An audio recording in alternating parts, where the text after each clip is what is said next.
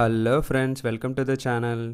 ఈరోజు చాలా ఆరోగ్యకరమైన మరియు రుచికరమైన పాయసం గురించి మాట్లాడబోతున్నానండి. అదేనండి అటుకుల పాయసం.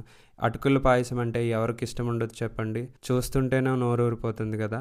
ముందుగా వీటికి కావాల్సిన పదార్థాల గురించి మాట్లాడుకుందాం.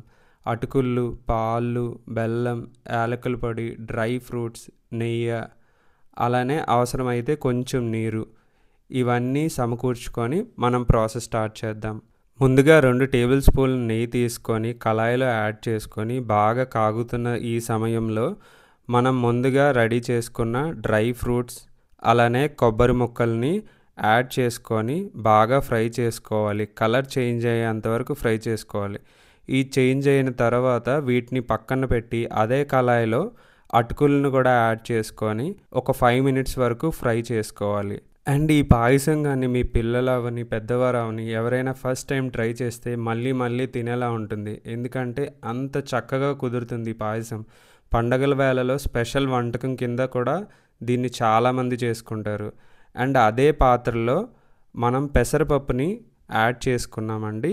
ఈ పెసరపప్పుని అట్లీస్ట్ ఒక 5 మినిట్స్ ఫ్రై చేసి దాంట్లో వాటర్ని యాడ్ చేసుకొని పెసరపప్పు బాగా దగ్గర పడి బాగా ఉడికేలా చూసుకోవాలి.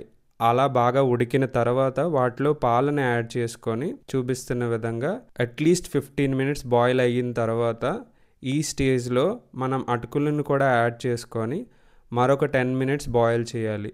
అవసరమైనట్టయితే కొంచెం పాలని లేదా నీళ్ళని కూడా యాడ్ చేయడం మంచిది. ఈ స్టేజ్లో మనం బెల్లం అలానే యాలకుల పొడిని కూడా యాడ్ చేసుకోవాలి.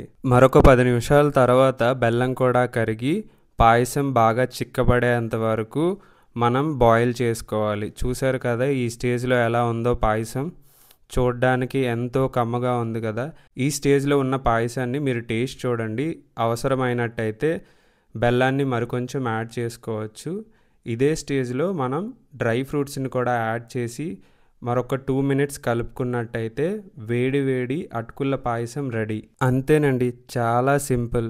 మీరు నెక్స్ట్ వచ్చే పండగల్లో మీరు కూడా ట్రై చేసి మీకు ఎలా కుదిరిందో కామెంట్ బాక్స్లో మెన్షన్ చేయండి. మీకు ఈ వీడియో నచ్చినట్టయితే ఒక లైక్ చేయండి, అలానే కామెంట్ చేయండి. మీ ఫ్రెండ్స్ అండ్ ఫ్యామిలీ మెంబర్స్తో షేర్ చేయడం మర్చిపోవద్దు. మరికొన్ని వీడియోస్ కోసం మన ఛానల్ని సబ్స్క్రైబ్ చేసుకోవడం కూడా మర్చిపోవద్దు.